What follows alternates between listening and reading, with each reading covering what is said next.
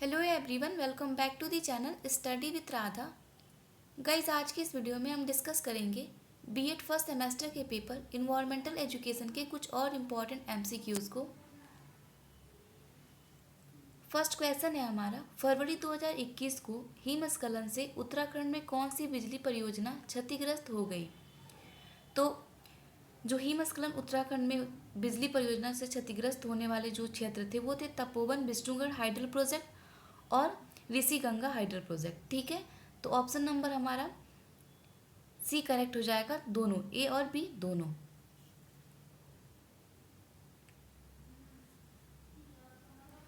Next question है, जैव विविधता के संरक्षण के उपाय हैं।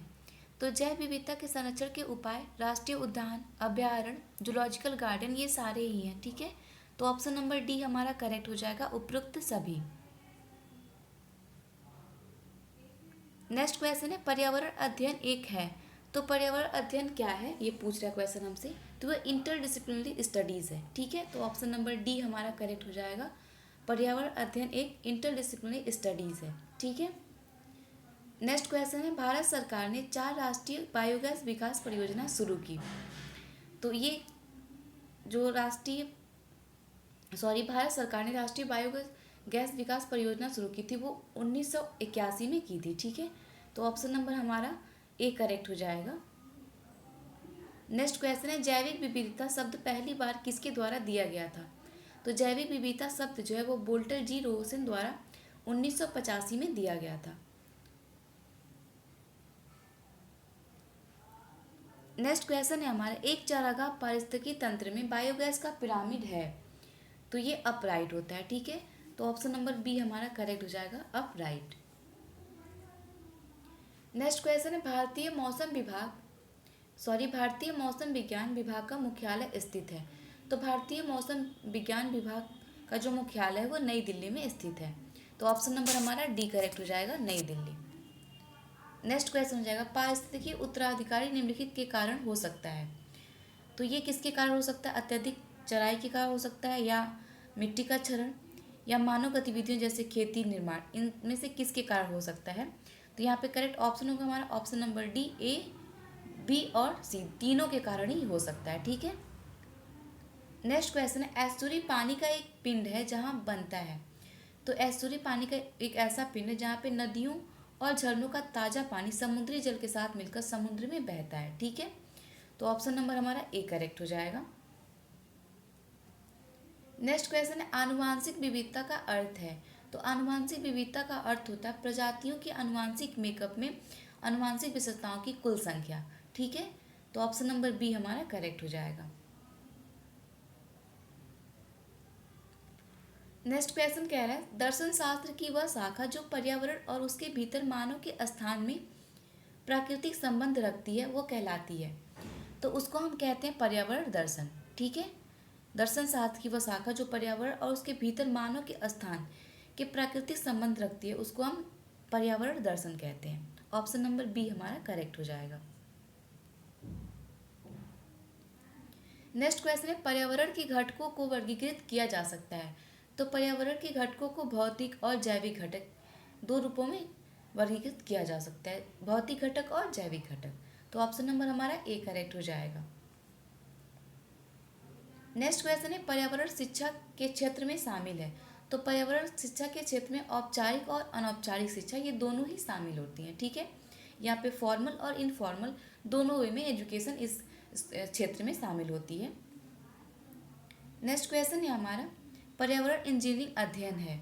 तो पर्यावरण इंजीनियरिंग जो है वो अध्ययन है तो वो है हमारा पर्यावरणीय गड़बड़ी और उसके उन न्यूनतमकरण से संबंधित समाज में परिवर्तन के माध्यम पे प्रभाव। ठीक है, दूसरा कह रहा है उन तकनीकी प्रक्रियाओं का जिनका उपयोग प्रदूषण को कम करने और पर्यावरण पर उनके प्रभाव के आकलन के लिए किया जाता है। तीसरा ऑप्शन कह रहा है हवा, पानी, मिट्टी और जीवों में होने वाली प्रक्रियाओं जो प्रदूषण का कारण बनती हैं। तो इन सारे के लिए पर्यावरण इंजीनियरिंग स्टडी की जाती है। तो यहाँ पे ऑप्शन नंबर हमारा डी करेक्ट हो जाएगा, उपरोक्त सभी। नेक्स्ट क्वेश्चन है हमारा, प्रधानमंत्री नरेंद्र मोदी ने स्वच्छ भारत अभियान का शुभारंभ किया था। तो प्रधानमंत्री नरेंद्र मोदी जी ने स्वच्छ भारत अभियान का शुभारंभ 2 अक्टूबर 2014 में किया था, यानी कि ऑप्शन नंबर डी हमारा करेक्ट हो जाएगा। नेक्स्ट क्वेश्चन है, कार्बन डाइऑक्साइड CO2 उत्सर्जन और वातावरण के ग्रीन हाउस गैसों की उपस्थिति को कम करने के उद्देश्यों के अंतर्राष्ट्रीय समझौते को अपनाया गया था। तो ये क्योटो जापान 1997 में अपनाया गया था। ठीक है, टोक्यो यहाँ होना चाहिए, क्योटो नहीं है, टोक्यो जापान में 1997 में ये अपनाया गया था। नेक्स्ट क्वेश्चन है हमारा, एग्रो फॉरेस्ट्री एक भूमि प्रबंधन प्रणाली है। वर्तमान संदर्भ में एग्रो फॉरेस्ट्री की ज़रूरतें हैं। तो ये बढ़ती जनसंख्या को भोजन की आपूर्ति करने के लिए, चारे की उच्च मांग की आवश्यकता को पूरा करने के लिए, प्रभाव को कम करके पर्यावरण के संरक्षित करने के लिए, ग्लोबल वार्मिंग के लिए, तो ये इन सारे के लिए यूज की जाती है। तो ऑप्शन नंबर हमारा डी करेक्ट हो जाएगा, उपरोक्त सभी। नेक्स्ट क्वेश्चन है, भारतीय मिट्टी डॉट डॉट प्रकृति की है। तो भारतीय मिट्टी जो है वो लाल मिट्टी भी होती है, काली मिट्टी भी होती है, जलोढ़ मिट्टी भी होती है। तो ऑप्शन नंबर हमारा डी करेक्ट हो जाएगा, उपरोक्त सभी। नेक्स्ट क्वेश्चन है, जैव विविधता के खतरों का कारण है। तो क्षरण या प्रदूषण, पर्यावास हानि, डिकेस, ये सारे ही जैव विविधता के खतरों का कारण है। तो ऑप्शन नंबर डी यहाँ भी करेक्ट हो जाएगा, उपरोक्त सभी। नेक्स्ट क्वेश्चन है, एक इकोटोन में जो प्रजातियां प्रचुर मात्रा में हो जाती हैं कहलाती हैं। तो वो एच प्रजातियां कहलाती हैं। एक इकोटोन में जो प्रजातियां प्रचुर मात्रा में हो जाती हैं उनको हम कहते हैं एच प्रजातियां। ठीक है। नेक्स्ट क्वेश्चन है, वन्य जीव सप्ताह मनाया जाता है। तो वन्य जीव सप्ताह जो है वो 1 अक्टूबर से 7 अक्टूबर में मनाया जाता है। ठीक है, 1 अक्टूबर से लेकर 7 अक्टूबर तक वो मनाया जाता है। तो ऑप्शन नंबर ए हमारा करेक्ट हो जाएगा। नेक्स्ट क्वेश्चन है, पौध शिक्षा का उद्देश्य है। तो पौध शिक्षा का उद्देश्य होता है चेतना। नेक्स्ट क्वेश्चन है, भारत में देश के विभिन्न भागों में विभिन्न प्रकार की जलवायु और स्थलाकृति है, जिसमें वनस्पतियों और जीवों में विभिन्नता आई है, इसलिए भारत को वर्गीकृत किया गया है। तो इसमें 10 बायोफिकल जोन में इसको वर्गीकृत किया गया है। ठीक है, 10 बायोग्राफिकल जोन में इसको डिवाइड कर दिया गया है।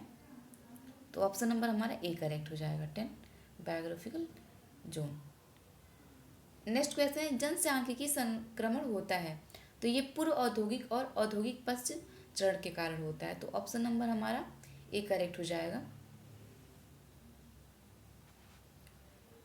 नेक्स्ट क्वेश्चन, इको मार्क सही का चयन करें। इको मार्क है तो ये पर्यावरण के अनुकूल उत्पादों के लिए प्रमाणन चिन्ह है। भारत में भारतीय मानक ब्यूरो द्वारा प्रदान किया गया है। तीसरा कह रहा है, भारत में 1991 में शुरू किया गया था। तो ये सभी है सही है, सारे ऑप्शन जो हैं वो सही हैं इसके मामले में। तो यहाँ पे ऑप्शन नंबर डी हमारा करेक्ट हो जाएगा, उपरोक्त सभी। नेक्स्ट क्वेश्चन है, कोविड-19 के लिए पहला स्वदेशी टीका विकसित किया गया।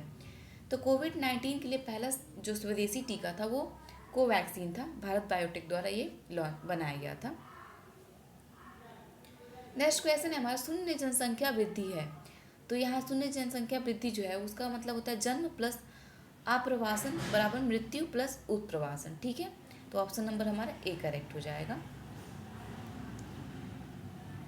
नेक्स्ट क्वेश्चन कह रहा है हमारा, वनोन्मूलन का परिणाम होता है। तो वनोन्मूलन का परिणाम जो होता है वो होता है हमारा,